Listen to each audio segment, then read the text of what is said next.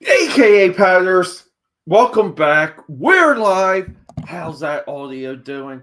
Let me check. We got so many cool tools now with you guys know we use StreamYard. Yeah, I love it. So it just like picks up everything automatically now, but AKA Padders. So this is something, this is a little bit of, if you want to call it like a sketch challenge or a art challenge, this is something that has been on my radar for quite some time. And it's very simple. We're taking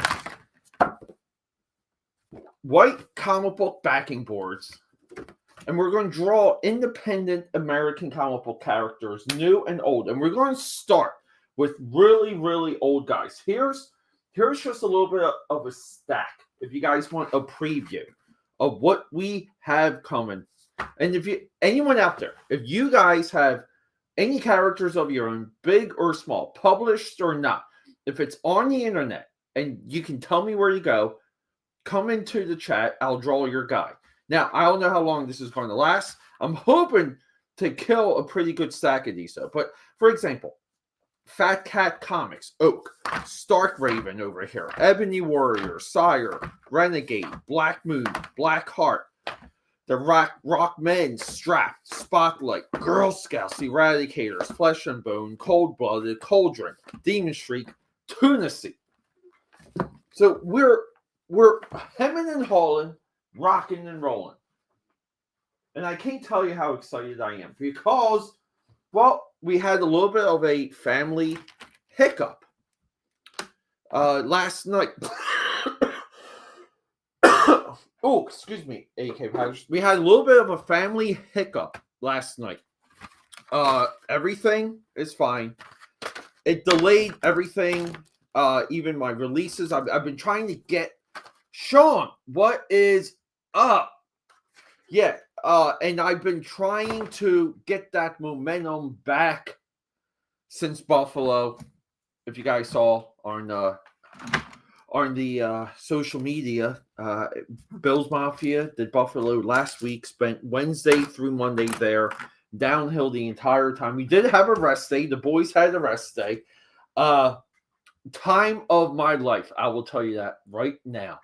Sean, good to see you. And guys, before we go any further, say hello to the two mascots of this table, Crypt and Pike, and our spiritual advisor, Stephen Hughes, also of independent comic book fame. So a little bit of what I wanted to do, just a little bit. I need to go through a little bit of testing ground. So I got these like R Crumb. If you guys go through my YouTube feed, you'll see I had a Buffalo comic book score that doubled as a Robert Crumb. I was Crumb Roger. It's right. It's Robert Crumb. I got some books of his. It totally like just changed a little bit of the trajectory of this channel because those books they were shocking. I got them for $50. And I lost my point. But anyway, you can see some of those on the channel. What is up? Are you streaming? This guy streams 24. Yeah, I know. Yes, Robert Crumb. I always want to say Roger Crumb. I don't know why. Congratulations on Robert Englund. He first Hollywood star. Yes, Sean is always good with the random facts. It's just what he does. He's almost like a reverse troll. He just tells you interesting things. But I wanted to do a little bit of testing ground because here's the thing. Yeah. You need to get the DVD now. Well, the Crumb. Yeah. It's I've spoken about Crumb. I'll tell you one thing. At one time, Crumb completely like shook my world. It was the type of documentary you hoped and you wished for, and you emulated. And the older I got, the more I watched it. I've seen it probably 24 times. Watched it twice since coming back from Buffalo, by the way, while doing some work. I'm not much of I don't think I'm much of a R Crumb guy. I'm just not. Yeah, be streaming in a bit. Well, cheers to you, bud. You know, I try and hang out as much as I can when I pop in on your stuff. I do let it run. I know you were saying that. I do let it run when I can.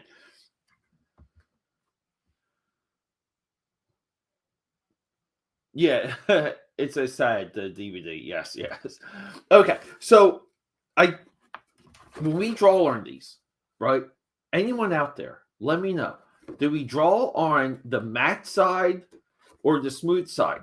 Here's my position on this. Here's my position. We draw on the smooth side. And the reason for that, look at this amazing shadow, by the way. Is that is what makes the illustration experience unique. We can emulate the cardboard here, right?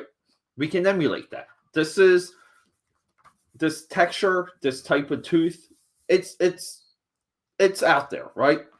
But the smoothness, very unique. So I just need to know like how well. Oh yeah, the pencil shows up pretty well. That was almost a little bit of my initial inquiry. Yeah. So, and I also have a list of other characters here. I got two stacks of comics, and I really think this is going to be a little bit of an exploration on independent characters, like new and old. So let's get started. I think we're gonna get started with Oak. I want to draw Oak, and I'm just trying to find a way to kind of highlight the character. Have the stack over here. I'll keep the scratch pad here, by the way. And here we go. We're going. What am I doing? So here's the thing. I didn't buy. Usually, when I go into things like this, I stock up on a level of. Oh, and if maybe will draw glitch here, by the way, and if will do your wrestling gators. I'm not sure when. I'll do them before I log out. I'll tag you guys in them on to Twitter. Oh, and if too right here. I will also do the flock because Ithki over here. He is this guy right here, amazing colorist for the flock. Very professional. Straight up dude. We've done a couple things in the past together. Love working with him.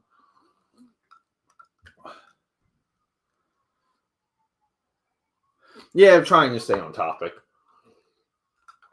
How is the streaming onslaught going for you though? It seems like you got more regular people in the chat now, right? Right? All right, so we're drawing Oak. Oak is coming up on the channel as well. 5 issues, guys. So this is what I call a unknown independent comic book magnum opus. And I'm just trying to get like a couple good shots of his proportions. See, because here his hair is resting, but then on the cover it's all like spiky. Just trying to find a year here. Oh my god, look at that. So, and then as traditionally, I guess 96. That looks like a 96. Traditionally, too, when you would go to comic shops and there might be like a local signing or something, the guys would mostly do headshots. So, like, we're trying to again like emulate that type of like here's something kid type atmosphere. Yeah, like yeah, we'll do it. Yeah, things I know, dude. Yeah, yeah, we'll leave that up right there.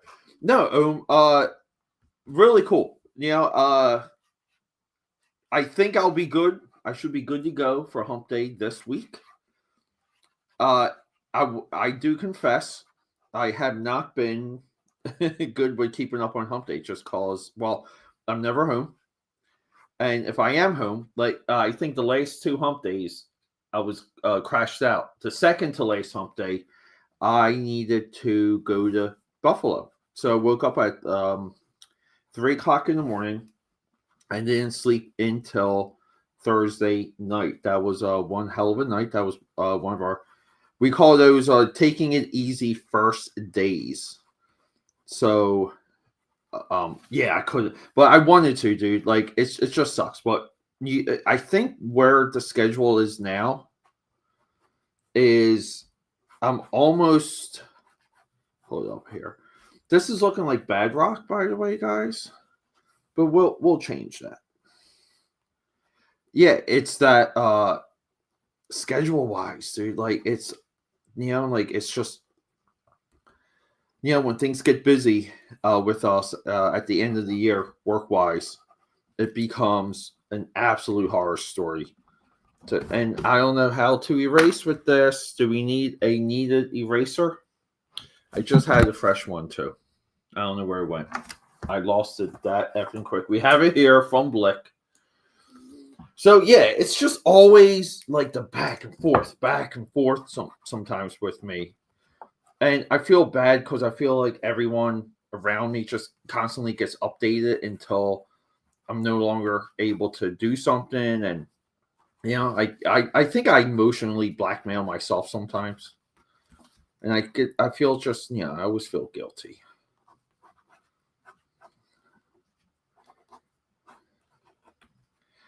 Yeah, so I don't know if we're nailing this one too well, guys. Yeah, and some of it too is I know like the attitude is for these to be like quick, but if we can add more to them along the way, like we're going to do it. Because here's the wild thing, aka Powders. Many of these characters that we're doing today, they haven't been drawn. Some of them haven't been drawn, illustrated, rendered in 20 or 30 years, even longer. I do view a little bit of streams like this, a little bit of a public service to the world of independent comics. And also on this channel, would really appreciate if you guys checked it out. I have a Rob Anderson video. He recently passed away. I don't know the cause. I fear the worst with that though, because I know just based on a couple years of his live streams and videos, it would get a little depressing. I'm hoping, but either way, Rob was a solid dude. I collaborated with him. I spoke with him. Kind of drifted away from him the last calendar year, maybe a little bit longer. I would have to check. I'm just afraid to check too. It's so weird when you have a conversation with someone, and but on social though, it kind of runs dry, which is fine, right? Like things can, because we're all talking, we're all having a million conversations, but when you can kind of go back and see your last messages with someone, it's just like, man. And there's a lot of you out there that, I said to myself, like, let's not do this again. Like, let's be a little bit more in touch. Like let's see each other. Let's meet each other. Let's use our resources. We live in a world of infinite resources, my AKA Padders. We can do so much. Flights, like even hotel stays. I mean, for Buffalo, sorry, this chin of his just keeps getting longer. Like in Buffalo, we had to scramble because we had a guy bug out. And he had like the big hotel reservation. So he bugs out and everything is like booked up. So, but we scrambled, like we put our heads together. We got something that was like in budget, wasn't the nicest, wasn't the most perfect, but at the same time, we did it though. Like, like that's the point. We got it done. Even though that dude bugged out, he was still missed. It's tough with that sometimes because you don't know where to go. And sometimes, like for me, since I'm usually the master communicator of the group, Peter, this guy gets stuck in the middle. Even with the 9 to 5, I just feel like I am between like so many people sometimes. We're going to start with the eyeballs here because why not? Let's get the eyes. Let's get those cool 90s, 1996 eyes going. Right? Everything was a slit back then. Slit eyes. Dare I say, that is the Spawn effect.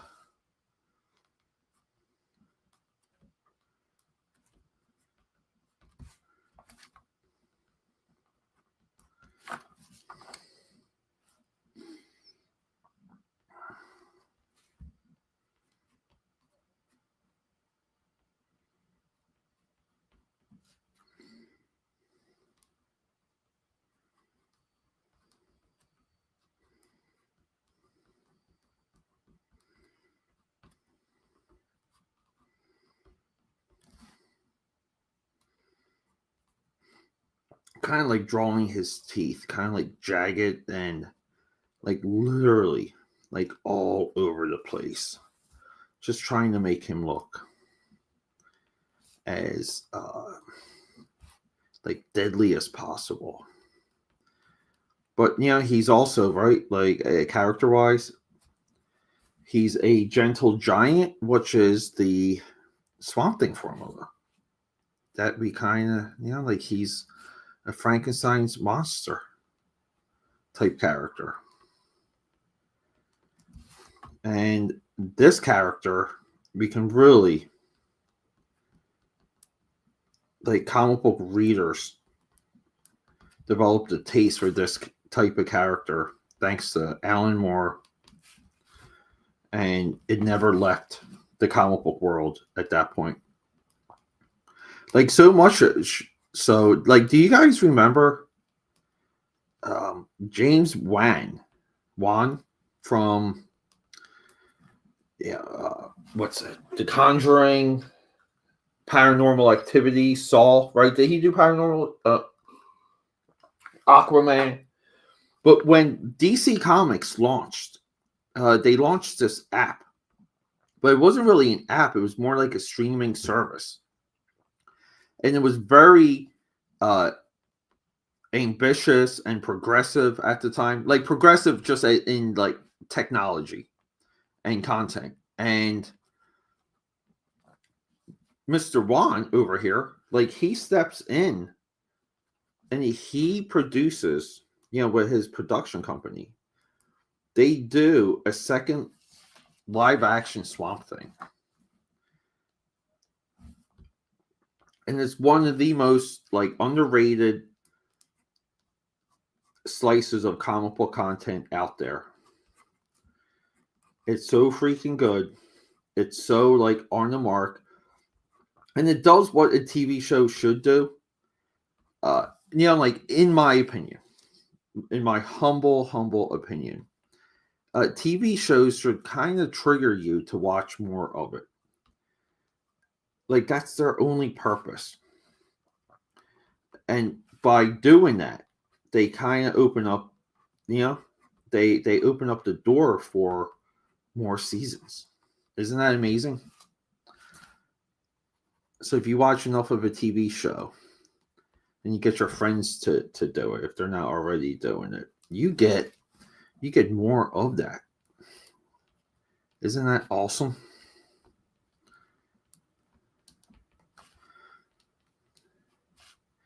I would love it too if we grew the AKAPAD army enough to where, we're talking about Oak over here, right? Like Oak sells out on eBay.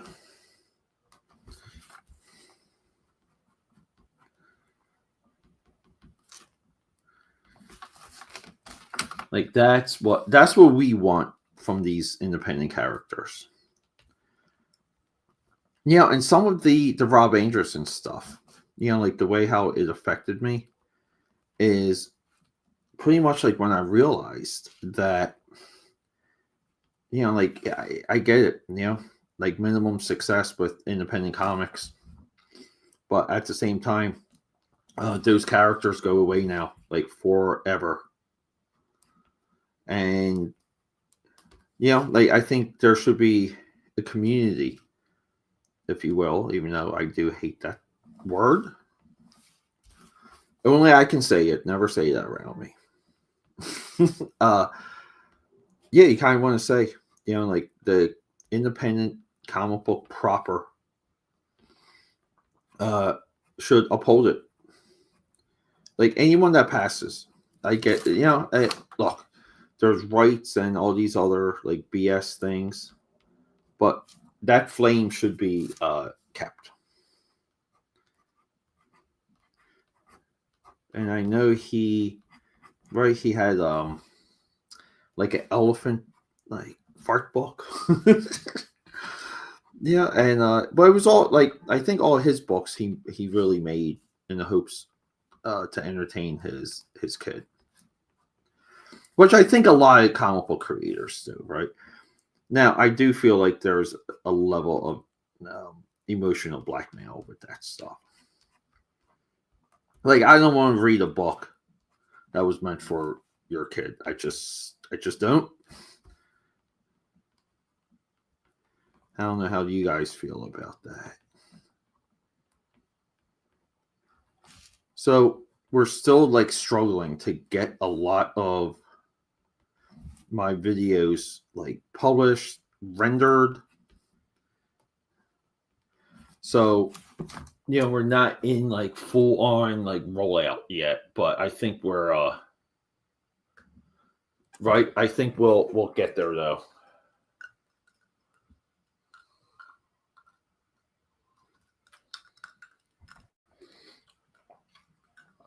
Yeah, it's kind of, if you're still there, yeah, like refocus the job is, yeah, like I really feel like that's really what had to happen.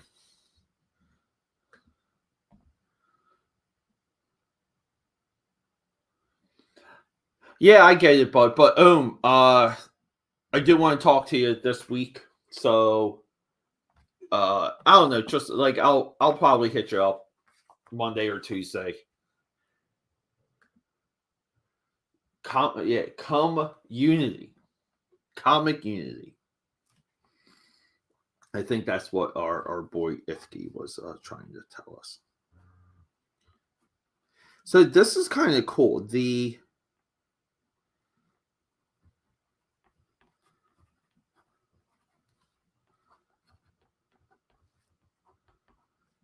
Sharpies just glide on this paper, on the surface.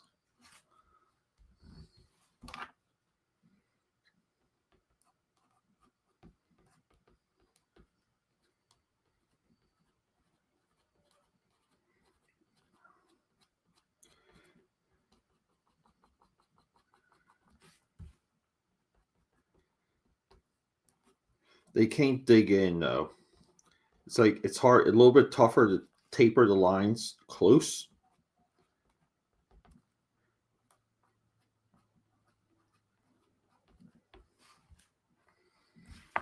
But I think we're getting there. Originally, AKAPADers, I had it to where I was going to test drive these. I was going to have like a little bit of a presentation.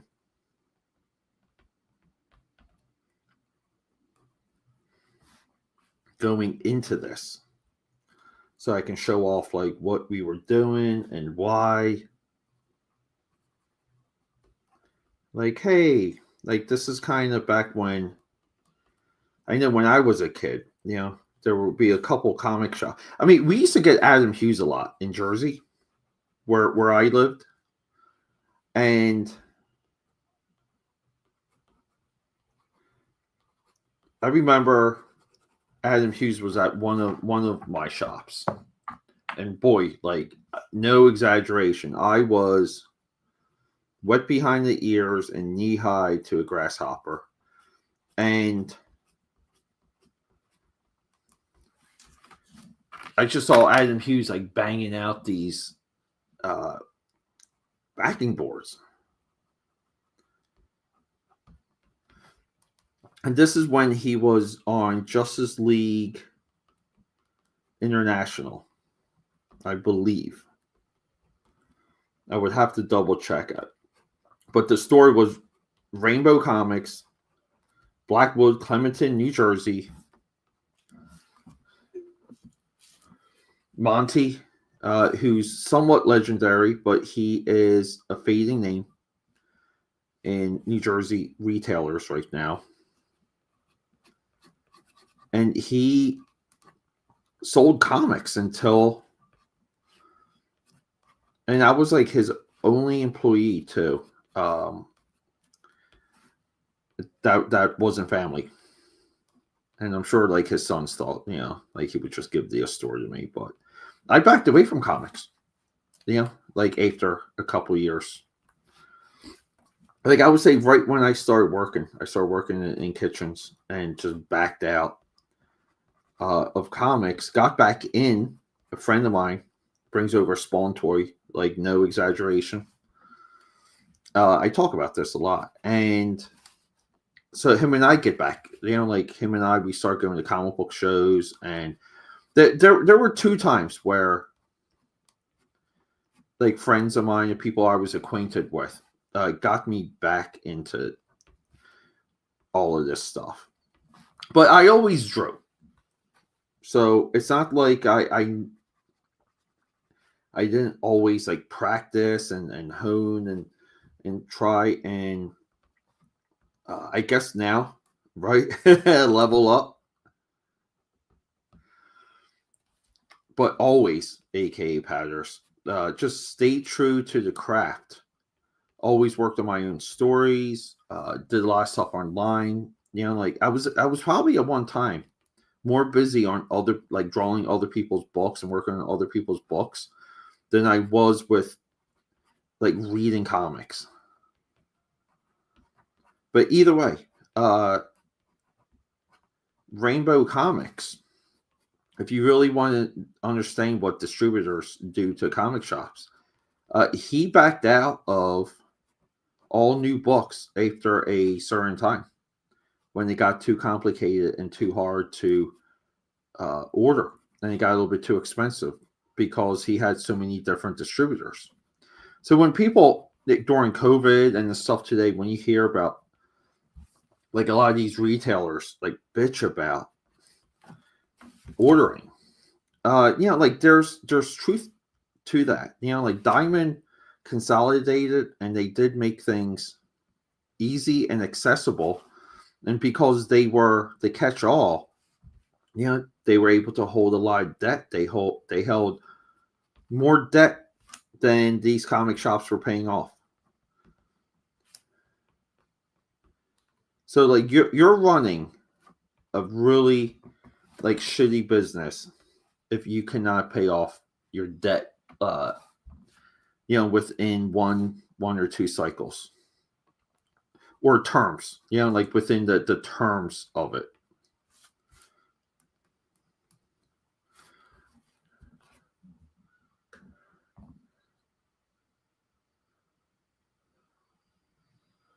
Friend wedding. Oh, I want a picture from the wedding. I'm gonna text you, dude. I want a picture from the wedding.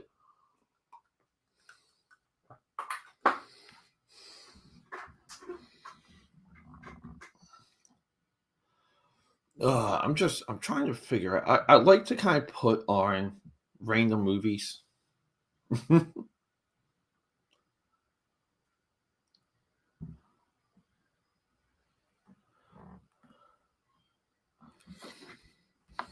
And give me a second. I might have to. I got my other TV running. I might have to.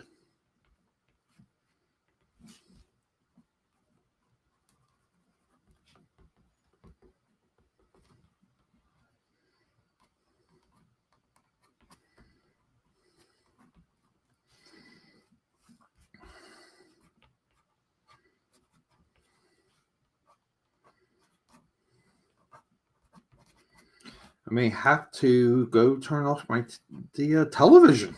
I left it on. The rule of the house is if Peter is streaming, television is off.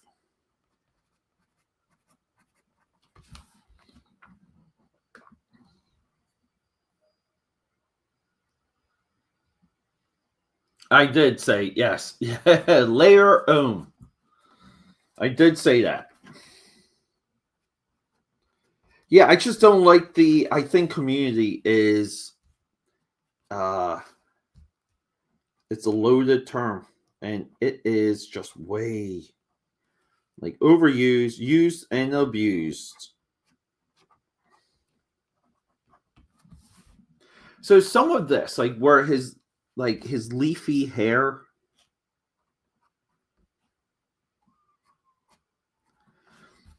like a lot of this, we would just put black or gray behind it.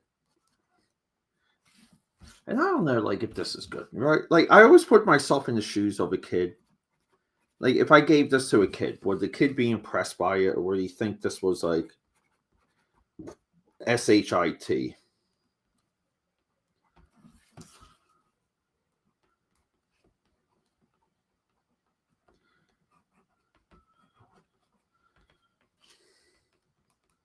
I still don't feel like I got his jawline correct. Also,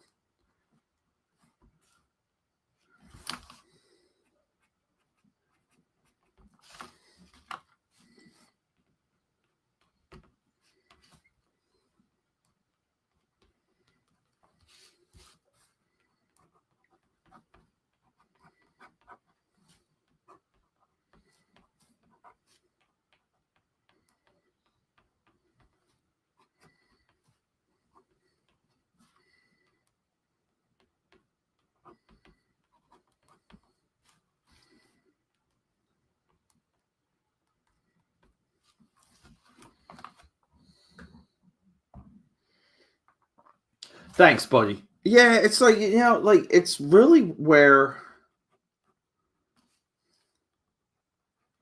it is funny though. I mean, you can draw, like in my case, right? Like you can draw your entire life and you're still second guessing. You're second guessing some like the strokes, the positioning, the attitude that there's always like that little bit of storytelling that goes into this stuff.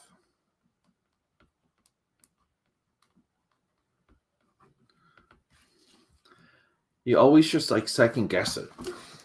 Let me turn off my TV real quick, everyone. Oh my god, this took me 30 minutes. Oh, who we got here? Oh, baby. Oh, coming in from Kick, baby. Baba. Thank you, buddy. I'm going to leave that up. Let me be right back. I'm not joking. It's going to be about less than 5 minutes. Give me a couple seconds, guys.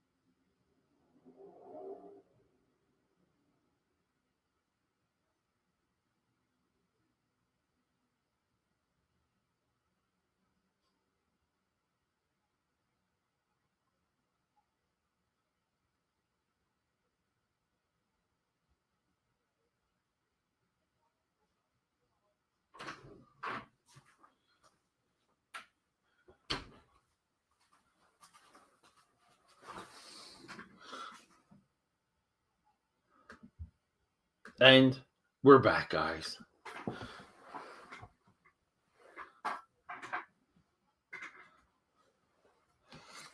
Yeah, I mean, I know that's a Bob. Bob. Yeah. I want to speak directly into this because it's true. Like I get it. Like oh, dude, this is absolutely smeary. See, getting the right combo of tools also when we're working with something we may not be totally familiar with. That's a part of breaking the code because I did want to be able to use the thicker boys here to help me with some uh, field of depth. Can I even say that? I think is this sucker done? This one's done. Oh, so I had two of these. I got one new one. I'm gonna put that to the side. This is heartbreaking because we're down to one already. But yeah, to like be able to see something and do it, it's almost like you do it enough to where like you can like you kind of cheat it and you know your own like you almost like you hack yourself because you kind of know how your brain works, you know how your hand works, and you're able to kind of like conjure up an image, like put it together quick enough, well enough. You draw enough to where like your mistakes are nominal to the audience or to the viewer, and you kind of excuse me develop like these like little ticks, like little things that can be like that's you and that's your style, and no one quite does like a fingernail or a tooth or a piece of hair like you. And that's kind of where you get this like signature. And if you kind of look at, if you study enough illustration and comic book art, because comic book art is a style of illustration, you can ID it. Like you can look at someone's artwork or work like real quick, and you can kind of like make a call. And I do feel like there's a little bit of newer publishers, like younger publishers, that are very naive with that. They're very bad with spotting style. They're just they don't know what's good. They like just like very basic stuff like that, and it's hard. Like it's a hard thing to explain. It's a hard thing to tell someone the importance of it. But I don't think you should work for anyone that you suspect kind of like doesn't have taste, unless they're paying. Like I'm talking really, really well. Like they have to be giving you enough moolah for you to kind of forget that. And even then, yeah, be critical. Always be critical of who's handling your stuff. I turned down two decent books this year, and there were two books I initially agreed to, and once I engaged with the publisher, it was like like I don't know if I can do it, guys. I don't think we're there, and it makes you look like the a-hole because like you're in, you're out. But I think that's a part of the business, especially on the independent ranks. So, but I think we're there, right? Maybe enough to back away for a little bit. Everyone, Oak. This is Oak. I feel like I should have a way of, right?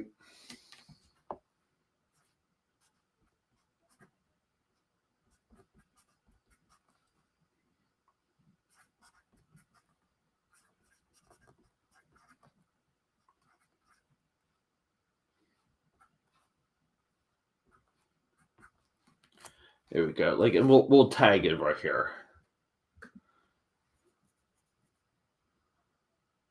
Yeah, I hear you. Rad Norin. What's up, Norin? How we doing? All right, we're moving on from Oak.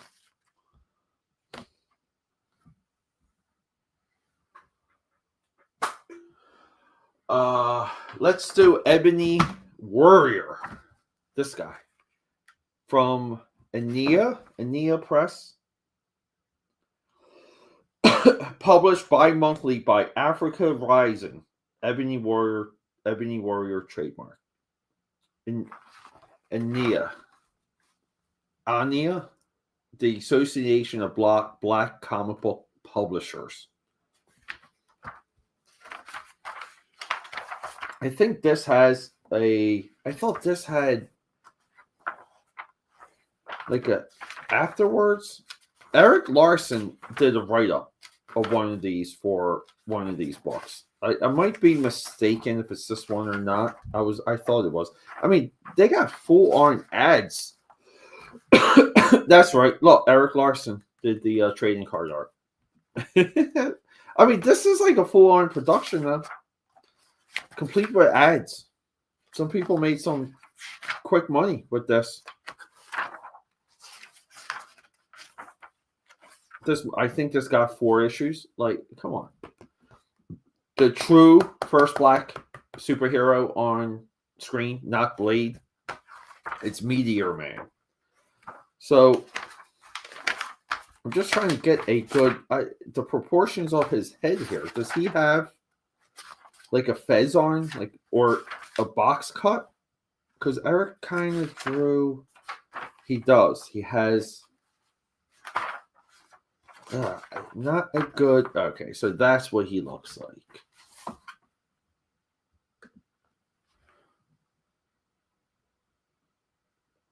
Nah, it's the script.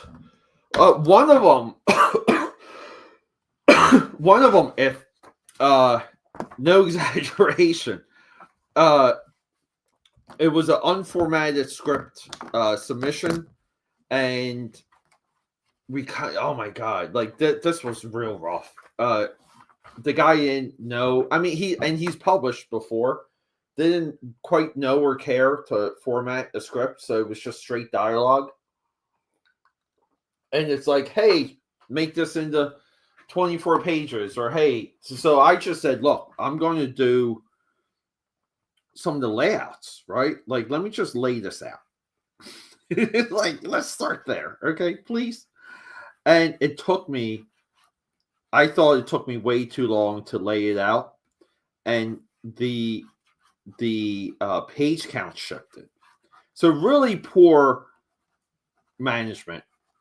And I was even on vacation, and I worked on this thing, and got like no gratitude on kind of getting the story to a point, and then immediately got guilt tripped, or got guilted into kind of doing more because the page count shifted.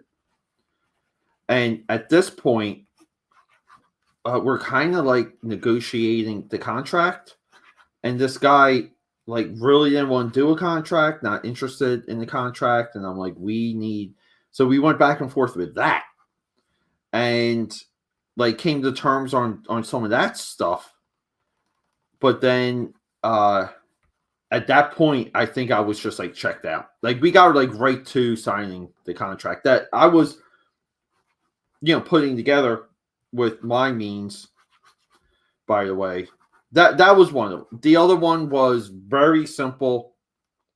I just felt like, well, I guess like, the guy didn't pass like the Peter audit, and I thought he did a couple questionable things that I found out online, and was just like, maybe you're not the right person for me to work with. So that was the other one. So yeah, there's always like different reasons. So like that's kind of what I'm trying to get at. And it just sucks when you engage because, everyone's just like, great, we got a guy, he said yes, and he's going to do our thing. The other one too is really bad. He was really bad with social media, and I'm almost like, well, if you're going to crowdfund, it's going to be like up to me to promote this effing thing. So, like, I need a piece of that too. So yeah, there's just always combinations of different things. Here we go. We got a nice quick sketch here, guys. Let's hit it with the thin boy.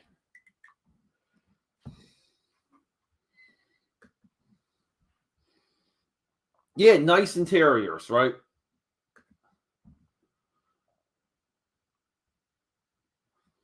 Yeah, it's I just think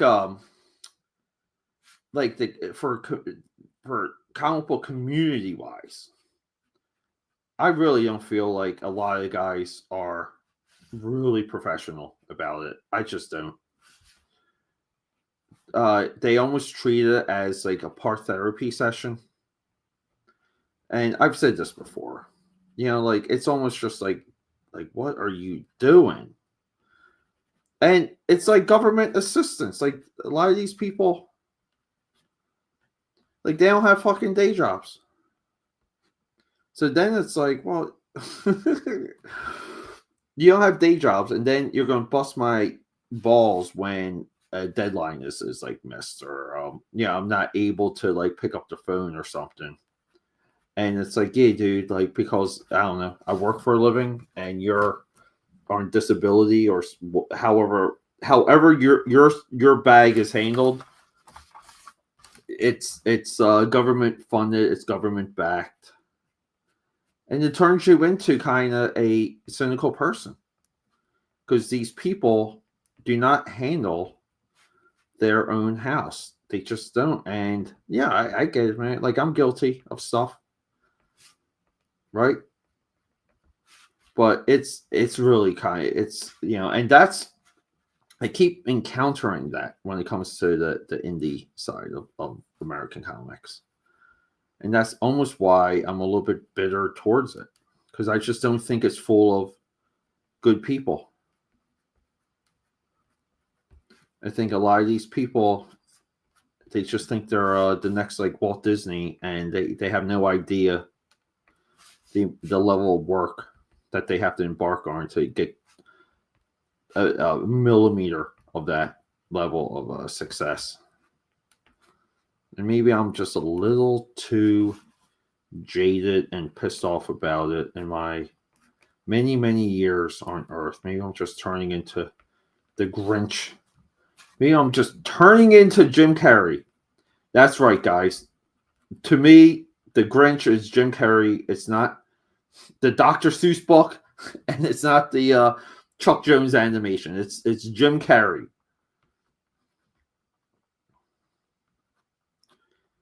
Yeah, and it's like halfway decent money, but I think I just sniff like I sniff them out at this point.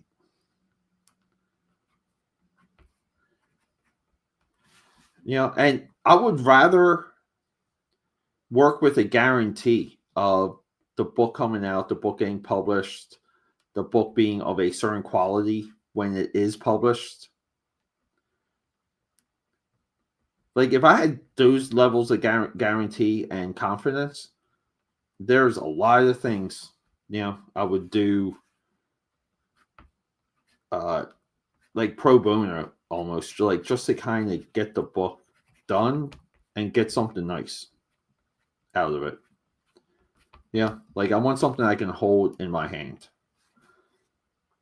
But so many of these people are and I always feel like I'm just like stuck in the middle with them sometimes. Just stuck in the middle.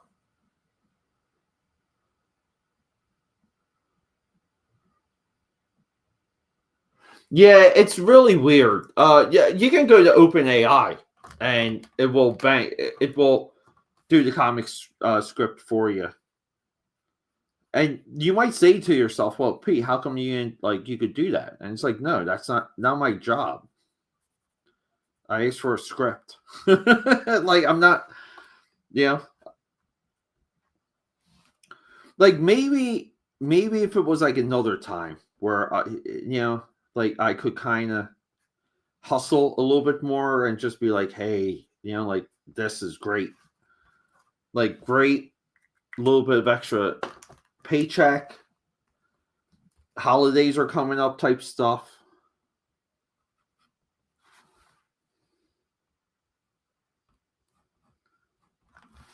There was like a version of Peter that would have done it by any means necessary.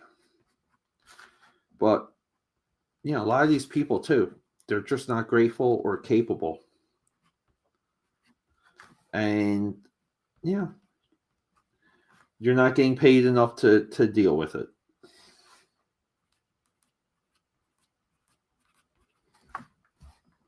That's the stark reality.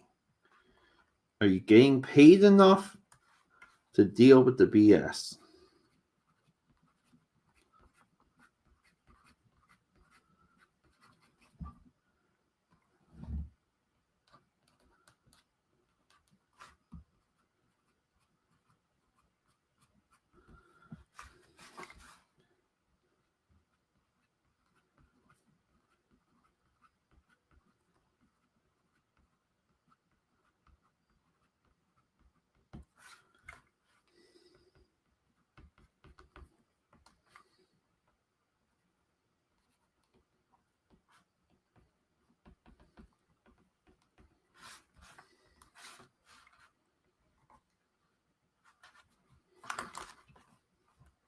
I'm just trying to figure out some of this guy's like helmet. It's never easy to like nail a character the first time, but that's a lot of what you guys are seeing right now.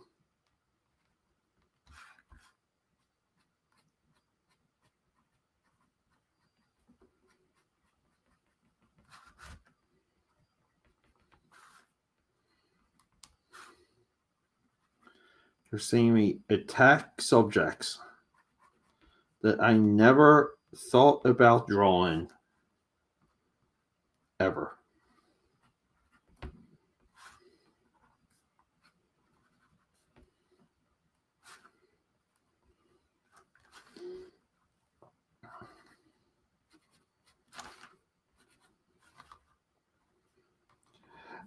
Someone told me one time that the reason why you would do this, though, like if you were sitting at a table and someone kind of comes up and is like, hey, can you draw my character? You draw it on a backing board because, yeah, you can do enough with it, but it's really hard for them to reproduce it into their own book. And they can't use it for a cover. They can maybe use it as like insert art, but they can't. It's really hard for an individual to reproduce it.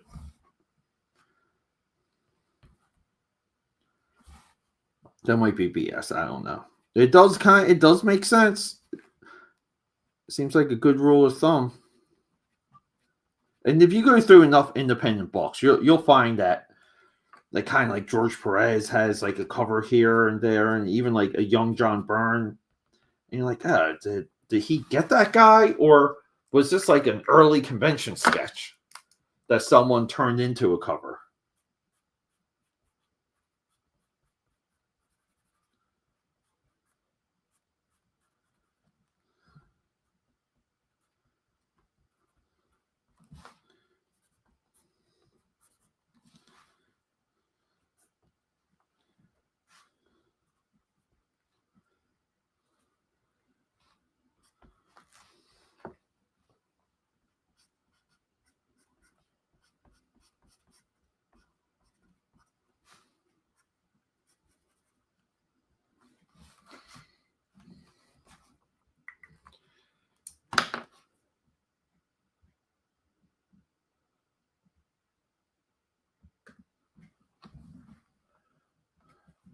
Yeah, that's more of it. If decline to sign, save yourself the headache. I was even one of them wanted me to complete all the work before any payment. Like these are grown men saying this stuff. Grown men. A grown man requested me to do a full issue, then get paid.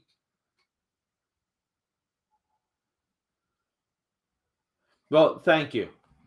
It's you know what? I think you're right. This is bloody amazing.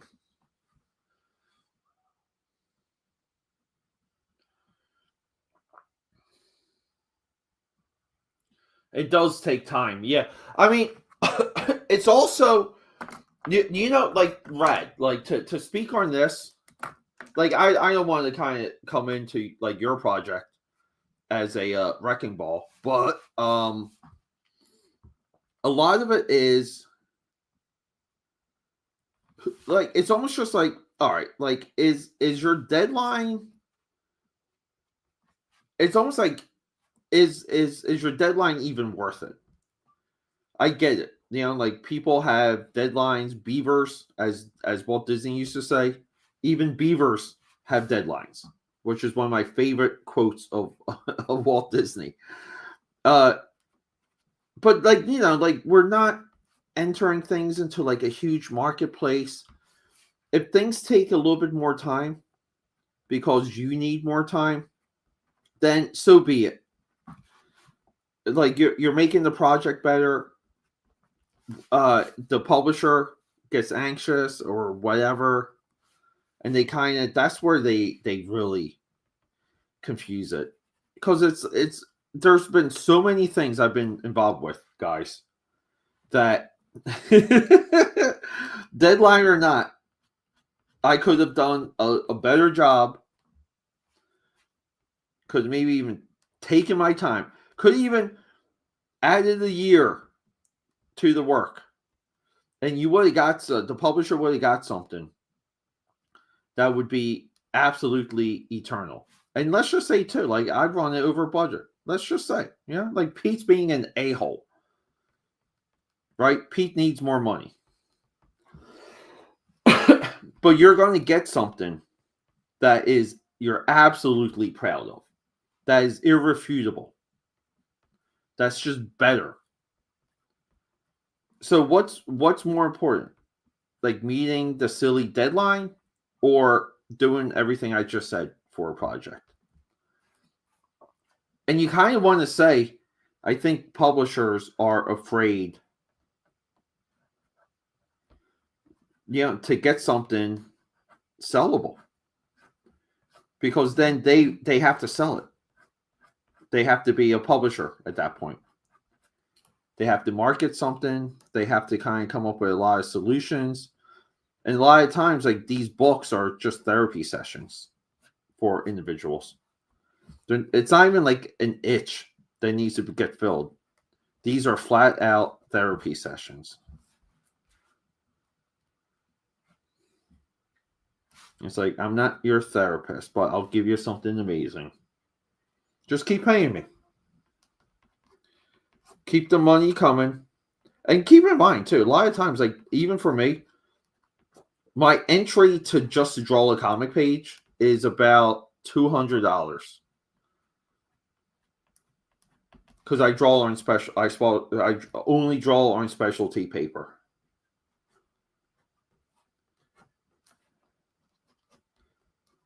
Right? So, like, like you're getting something absolutely unique, one of a kind, from a skill set, aka Patters, that took me, you know, 20 plus years to curate. The Sharpie's about to die.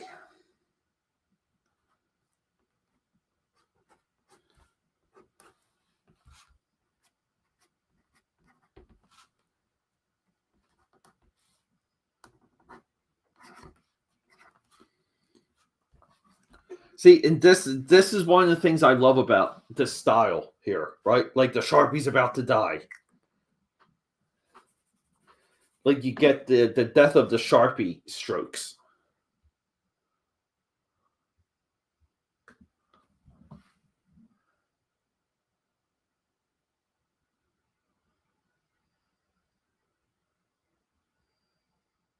Yeah, I know. We still got them. We still got those thumbnails too, though. If we got it, just like if I now have, I got a couple friends that just for my building alone that moved to Miami that I owe visits to at this point. Uh, maybe I just got to do a Miami trip, get it out of my system, hang out with you, and maybe even, dude. I don't care if we're in a hotel lobby. We can I can bring stuff. We can just bang out the final stages of your book and just fucking do it. Like, just do it. But the layouts is, again, too, man. Like, younger publishers have no clue. And it's their fault. It's their ignorance. But, everybody wants to complete the pages as soon as possible. I get that. I do, because, like, again, it's what you're paying for. But if you're a publisher, even the writer, and you're not more into the layout phase than you are with the comic book production phase, like, you gotta do some soul searching, because you're not gonna make a good book, and you don't have the capacity to understand what goes into a good comic book. Like, you just don't. And that took me a little bit to really see. I had to work with a good range of people to get insight onto that. And we're losing another Sharpie, guys. So far, maybe these backing boards are Sharpie eaters. I'm going to keep using my Sharpie reservoir, though, my Sharpie inventory, before I get into anything new, guys.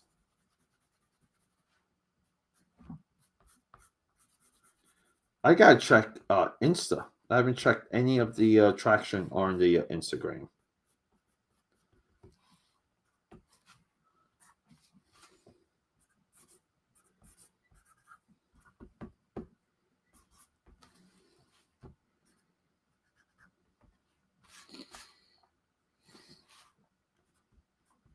I think if this book was published today, people would buy it. Right, guys? This is the AKAPAD method. Draw anything, make it sing, make it work, make it something, right? Like, that's your job. When you draw something, you're supposed to draw it in a way that gets people's rocks off.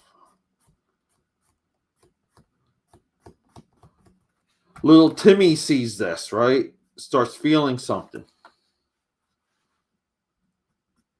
Good old American cross hatching here, my AKAPADers, right there. That's all you gotta do. A little bit of that cross hatching.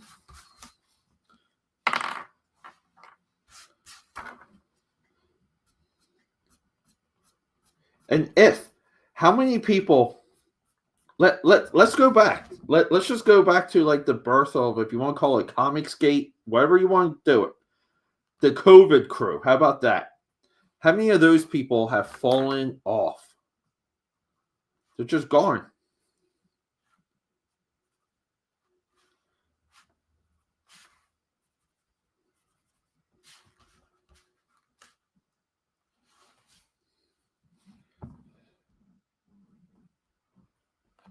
All right. We're about to move on. Ebony Warrior.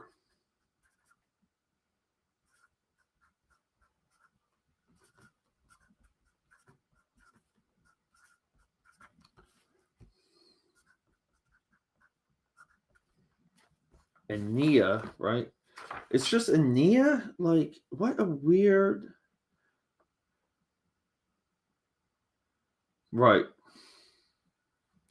Nia is an acronym? No, it's not. Oh my god, I'm trying to figure this fucking thing out. Ugh. We'll just do Ania Press, just so we have something here.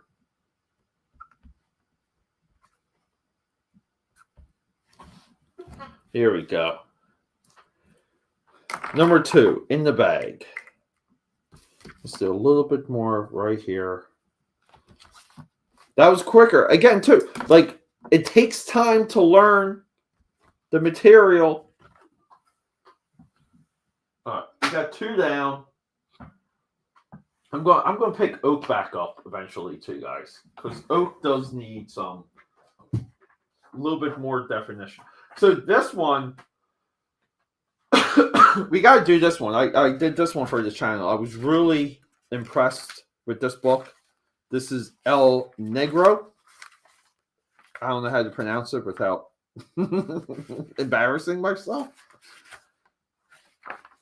Here we go, guys. Like, that is a cool looking dude over there. And he's got like a lot of black. That's what we like. Dave Garcia. Rocking and rolling. Coming at you hot.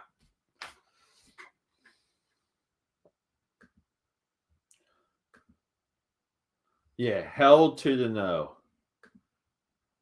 Yeah, thank you, dude. Flattery gets you everywhere. Yeah, I mean, it's, dude, but if this, like this disrupts. And look, here's the thing. I never used to hardline people when it comes to contracts or anything. But at the same time, it's like, I guess, like, the more I did it, right, it would be like, oh, I need assurances, because it's like one project, like, there's something that goes wrong, right? Like, meaning they they publish the book and it's just like the coloring's off, or they're not getting the right guy, or the book is published and it doesn't really look like a comic book, right? And so, like, there's things along the way that you build into what works for you. And some of these people are just so, they play ignorant, they play naive, and it's just almost like, I need a guarantee on, like, this type of payment. I need a guarantee on that you're going to publish, like, what we like to call a American comic book. There's been books that or pages or stuff that I submitted to people that later, right? They are magazine, like, so I would draw comic book pages, comic book measurements, but they would end up in, like, magazine size or proportions, like, stuff like that. And it's almost like as if it's just like, oh my god, like, this guy is a diva. He's a diva. Like, he's got all these weird things, and it's like, no, dude, like, I know what's going to sell a book. I know what people want to see. I've been around this long enough. Let's just do it this way. And there's so, like, there's just, like, weird small egos. And like, some of that too. Like, to me, for me to be straight, I'm probably guilty of that period, to where working with me, there's a curb.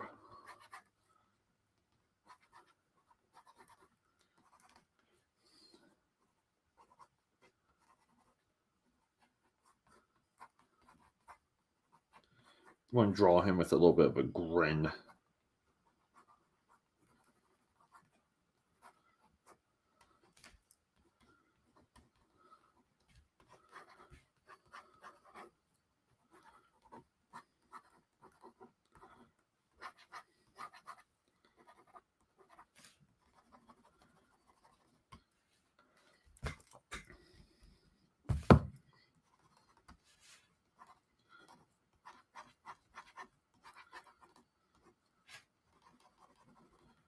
This was a really nice book here, guys.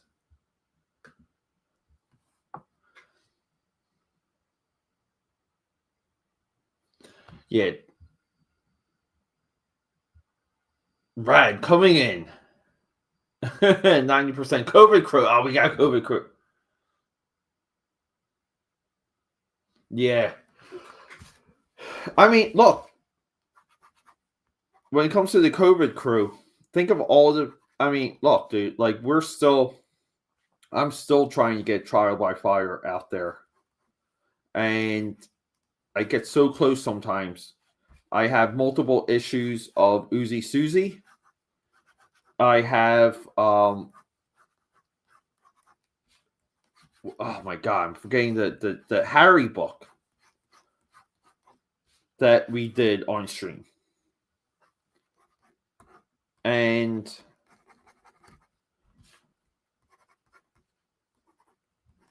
like, but some of it is like, oh my god, like I have a floating Kickstarter. It's been it's been far too long. I want to kill myself. But then it's like I just didn't get like enough money together to take enough time away from everything. And maybe like learning curve there. And that's kind of where some of that went. Like just my attitude towards the Kickstarter stuff. But there's been just so many people that kind of just got into it. And like rightfully so, to maybe cash in. Like there's people that cashed in their 401ks. There's just like you hear these stories and it's just madness.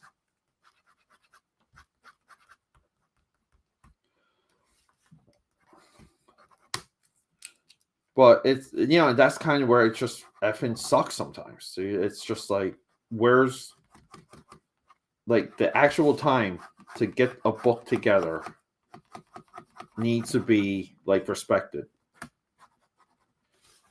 So if you're asking someone to work on a book and you're not really paying well, like just don't do it because like you're all of a sudden like that guy.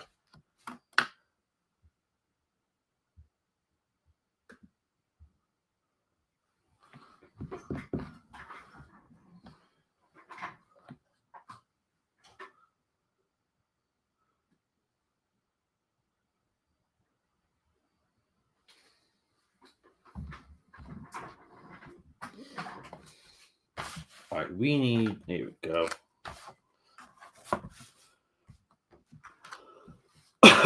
El Gato.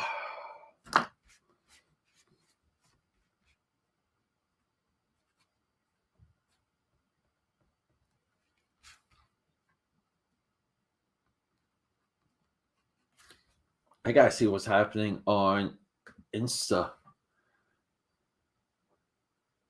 Ah.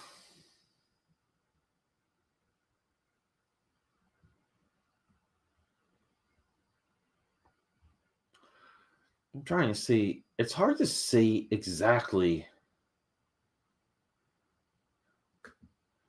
if I'm live on Insta. Isn't that weird? Why is that? Let me see here if I can. I have to jump my profile. I don't think I have.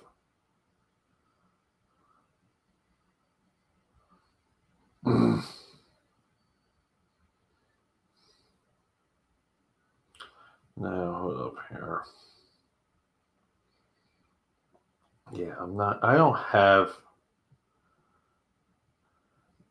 There's like no way to see on my own account how well I'm live right now on Insta. That's all right though. Moving on, everyone. Moving on.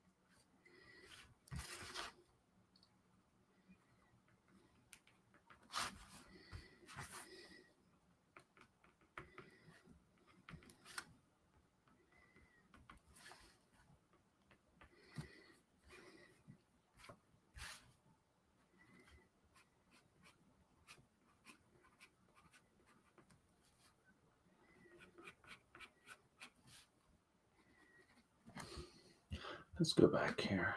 Oh, here we go. All right. Maybe there's a little bit of a delay on the Insta. My apologies. I saw we had a couple people in there.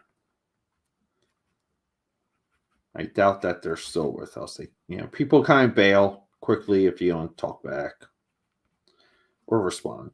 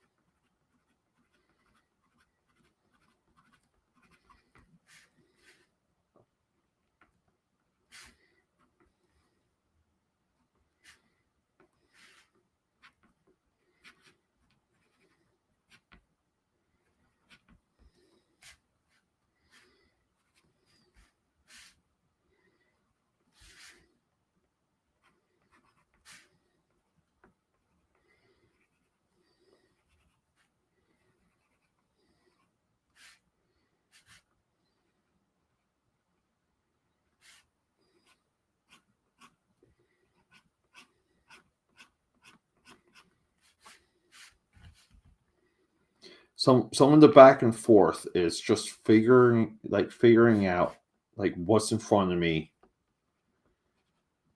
Like what do I have to hit to kind of sell this character? So it's like the shapes and some of these other things that kind of become a factor with it. It's hard to describe. I hate being kind of cryptic, but you gotta kind of know what the spots are. And sometimes it's on models, sometimes it's not. But overall, like you want the shape of it all to be on model.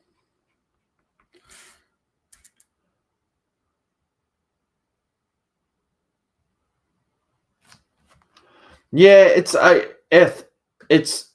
just like a the it would be like like you kind of pursue like growing an audience, and then in the background you pursue like the work itself. And I think that's a little bit of what happened with me, where uh like we need like even like with your stuff, dude. Like if I could grow an audience big enough to sell your book, like yes, like we need that. Like I just think like everyone in this sphere needs that. And I think people kind of are delusional about it. Like people are trying to make it count so they can get AdSense because they feel like they're going to become like YouTube stars, and like they don't realize that your views have to be in the hundreds of thousands weekly to kind of get any type of income off of YouTube. So you kind of pursue that, and I think I've been pursuing it on a very like nominal way, but it's still that's what chews up the time. So you kind of have to make a call. Like, do I pursue the audience, or do I black out and go for the project? Like, do I complete the project or completely black out? And earlier this year, I experimented with that. Finally, after all of this time, a couple of things lined up, and the experiment just kind of seemed good. Like it was like the timing was there. Like let's really see this. And I had more people reaching out to me about the next video and the next podcast, and how come I'm not like live streaming? Even now, dude, like I get a lot of messages about live streaming art. They're like, when are you going to be back? And this and that. So it's almost like like, is that what the audience wants? Or, is everyone just okay with, trial by fire kind of being this just failed experiment, this failed attempt? So like like your time shifts, like where you visualize and focus your time, it shifts. But even now, like I probably got like 2 months of solid, like every single day work to get trial by fire, where it like just needs to be where, we're all happy with it. Meaning, it's something transformative. It's a type of multiverse story that we haven't seen, that I'm proud of, that like I want people to see, but at the same time, I think people are happier with me doing videos and doing the podcast and doing this.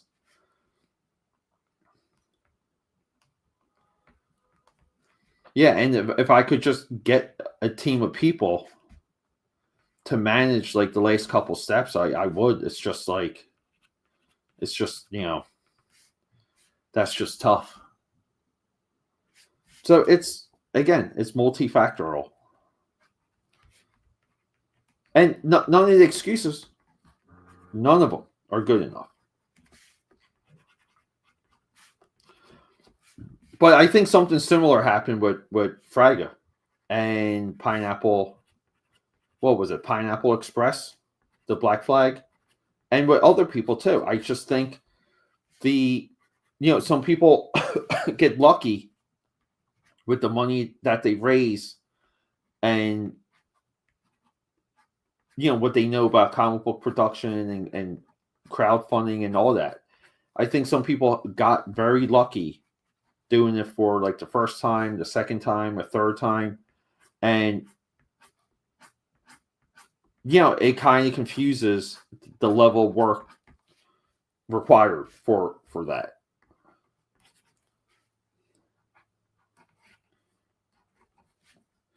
But I'm not giving up. Like, no way. I'm still trying to like figure out what that balance is.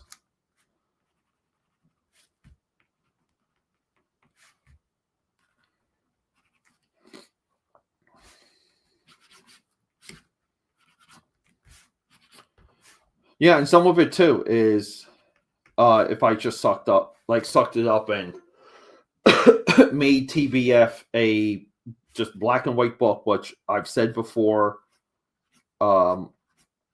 Maybe just to kind of like saying that out loud again. Like maybe that's what I'm missing.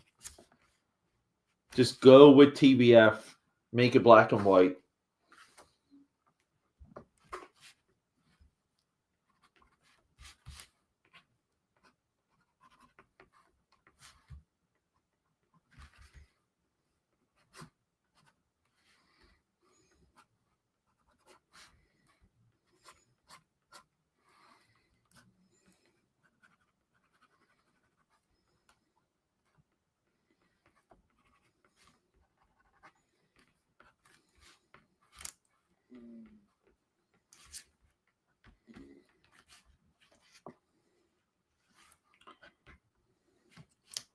I'm just trying to figure out like here, like how much of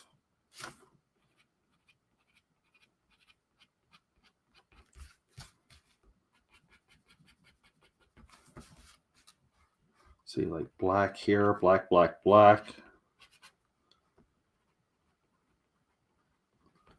Black, black here.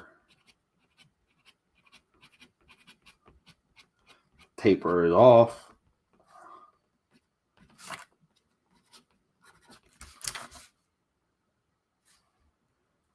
Black, black here. Black, black, black, black. Gotta figure out that here. The blacks are insanely important to this one here.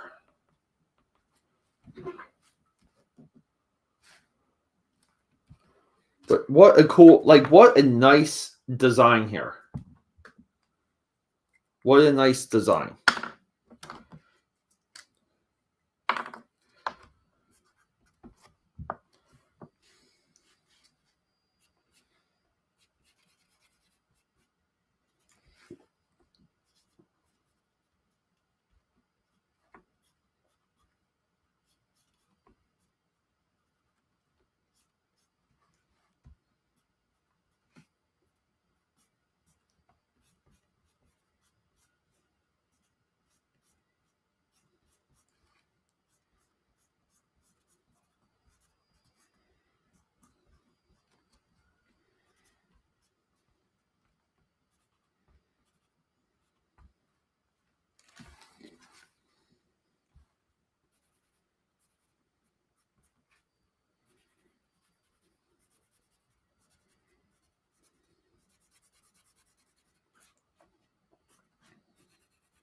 This is where too. It's like if you're not careful, you will smear your palm and get that black Sharpie all over everything.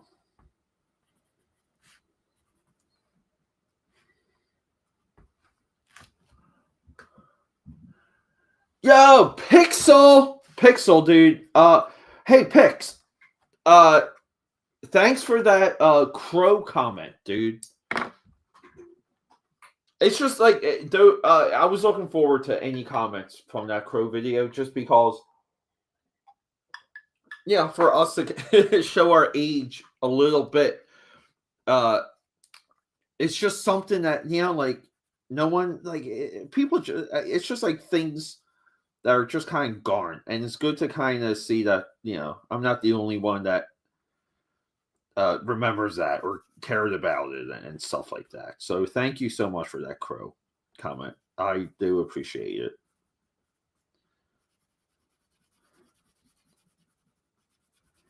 But Pixel, dude, all of your support, dude. I cannot thank you enough.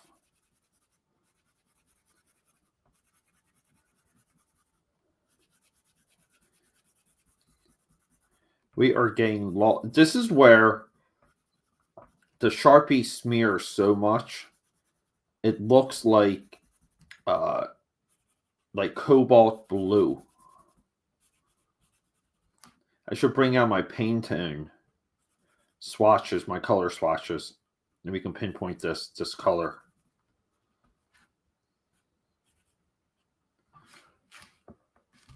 There he is, right?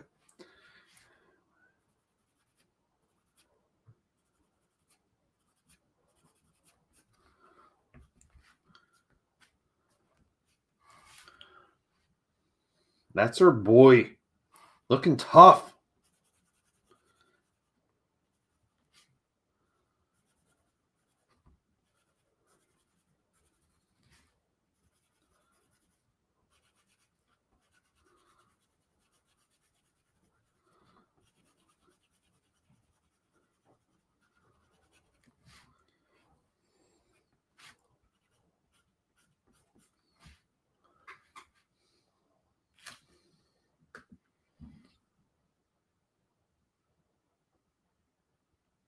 Yes, I will. Yes, yeah. Oak is 5 issues. Pixel. I did. I did. Some of them I've already done, but yeah. So just so you know, like, this is my indie comic book review pile. Okay, and I have a few of them. Like, here's the second one, and it's a combination of books I've done before, and like the ones I'm planning for the future. Like this one here, like Black Moon. I'm so happy to have issues 1 and 2 of this. And this is such a cool book. And so I'm trying to build a little bit more of like the conversation around these books by having them organized on my end in a particular way. So when I do the video and we kind of go through the stack, right? Because we love it when we go through stacks on videos. Like building the narrative around some of these books is paramount. And I kind of want to be accurate, and I want to be able to show you like similar things around the time. Very similar to how like Wildstorm Wednesday and Top Cow Tuesday is structured. So for Fridays, I'm trying to get to that point, and I think this live stream is another one bites the dust, guys. You know, this live stream like builds towards that. Excuse me. Yeah, and it's like, how do you not love some of these characters? And to me, and I know I mentioned this often on videos, but it's such a relief when like I start to prep a video. Sometimes I even record it, and then it's like like you look up the person, and they're just nowhere to be found. Like they're just gone, and it's just like, oh, like, because like you want to see people pursue it still, and that's just selfish, right? Like some people, they make one comic, they get it out of their system, no big deal, right? But you read a lot of these intros that these people write, and that it's like hopes and dreams type stuff, and they just gave up on it. And that's kind of, I don't know, like, and I don't think anyone gets into this stuff as well as we do on this channel. I really, like, I think there's a little bit of like Keeper of the Flame type stuff for the AKAPAD channel. And, I take pride in that. So, I don't know, just being able to, another one bites the dust, guys. We're clearing out a lot of Sharpies. We're clearing this out just so anyone can follow before we hit the new Sharpies. Yeah, and it just sucks, dude. It just sucks because you always want to see people still pursuing what you know them for. But indie comics, dude, like there's no era of indie comics that's just not savage and territorial and a little bit weird,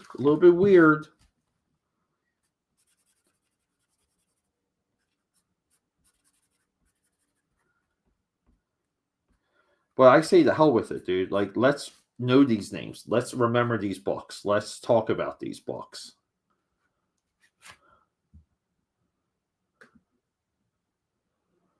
Yeah, no. Yeah, the added shadows help. We also have a promotion here coming in from Kick. Yeah, we do like a Sharpie death count. Keep in mind too, the ones that are, I keep track of all of my felt tips. Like I keep track of, like, so just so you guys know, so we have like the fresh ones here, right? So the fresh ones are the ones that go, they're the ones on the top of like the sketchbook or the piece of paper I need it for. And then once I use this, it ends up in here. So here there's like two classes. See, like there's blue tip and regular, but they're always upside down. And these ones are about to go. And then these ones are the points are dull. And then that's it. Like that's the system.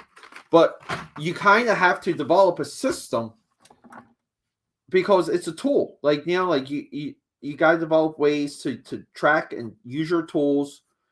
So when you grab something, you know what you're grabbing.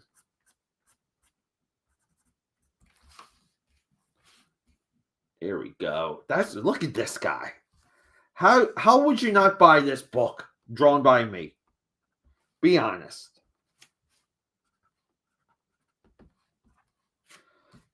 If you saw this book next to Savage She-Hulk, guess what you would do? You would buy this book instead. You wouldn't buy Savage She-Hulk. If you saw this next to Harley Quinn, right? Come on, guys. Let's go.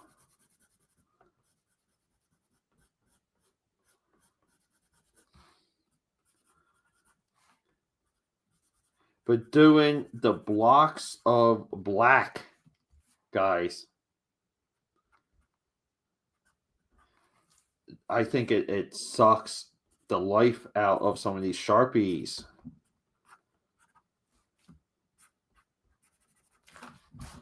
Here we go. Look at our boy. Come on.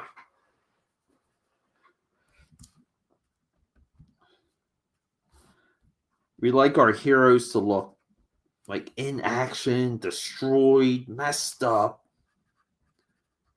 not afraid to take a hit, to give a hit.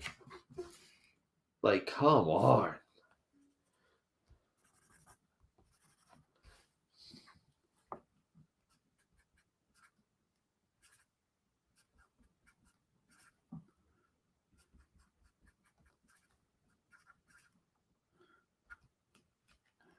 Azteca Productions.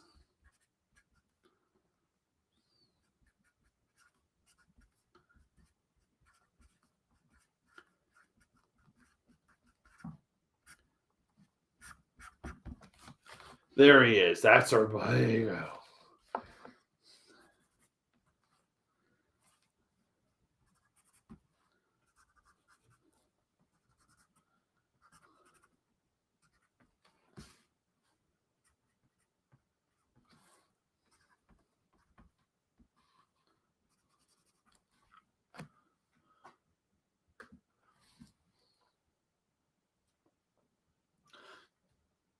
Yeah. Yeah, try and do one. Like some of that, yeah. I mean, I really do feel like and people have like come to me and I've had these conversations, but like to almost like like kind of have just like a content manager for AKAPAD. Like someone to manage a schedule, build promotions, uh and just like more or less just like submit assignments to myself and manage all of it. Like I've tried that too in the past, and I went to people, and people kind of said yes at first, and then they say no for different reasons, and like again, some people have for other things have refused because of friendship and things that I respect that 100%. All right, guys. Yeah, I do. Yeah, yeah, yeah. I think I'm at 72 or 75 pages of that line art with the supplemental stuff.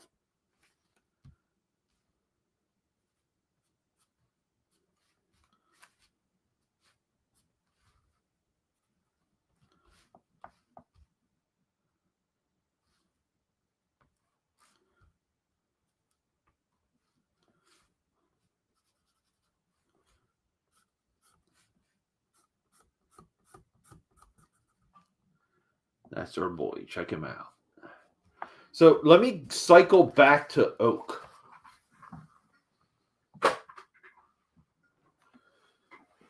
Since I'm kind of a little bit more confident in work. Again, too, like it's working with the material. So it's like the more you work with something, the more confident, the better you are.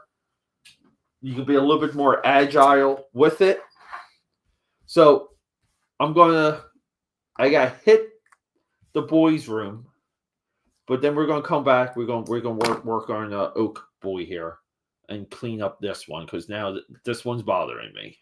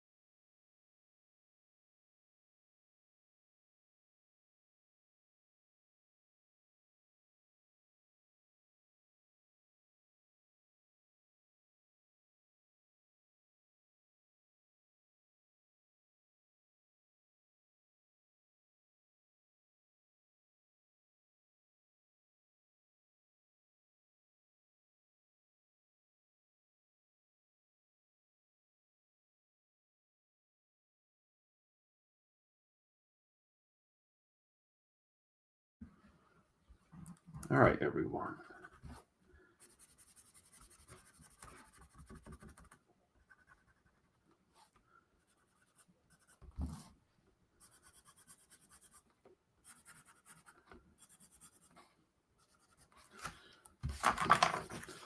Another one bites the dust.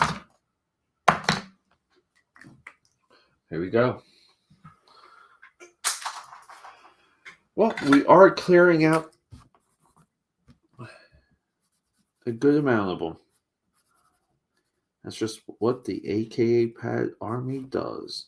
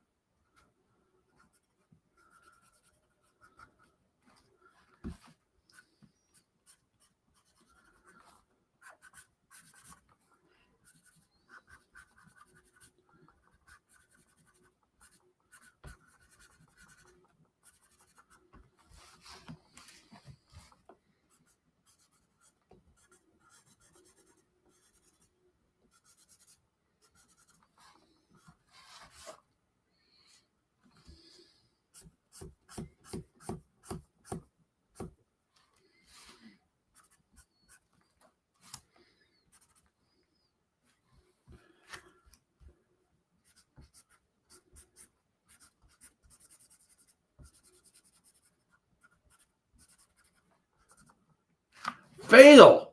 Yo!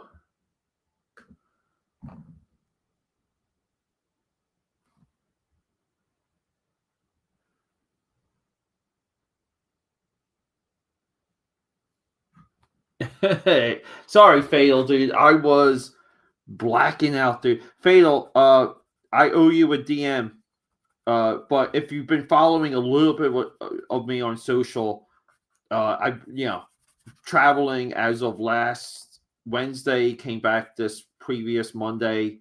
So yeah, I know you and we got some wonderful, the best kind of unfinished business, and yes, let's do it. You don't even have to ask.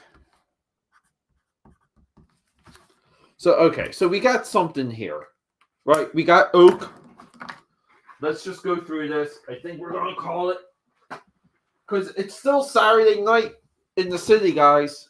We got oak, ebony warrior. Let's just get some of this out of there. Ebony warrior, El Gato.